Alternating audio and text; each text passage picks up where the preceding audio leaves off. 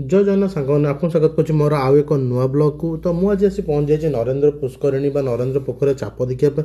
ये हूँ नरेंद्र पोखरी यार इतिहास कह ये हूँ 14 एकर जगार खनन कराई पोखरी या कहुए रणपुर राजा तो पुरी आसी महाप्रभु परिवा जोगे देवाई ये कखारू मंजी ये जगार पकई तो जी जगार कखारू मंजी पकई से जगार पोखरी खोलाई।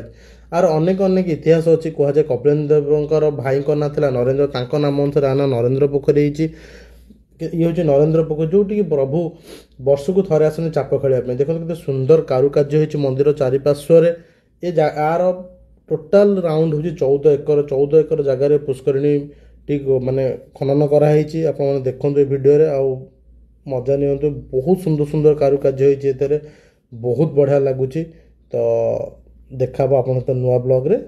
जय जगन्नाथ रही नमस्कार।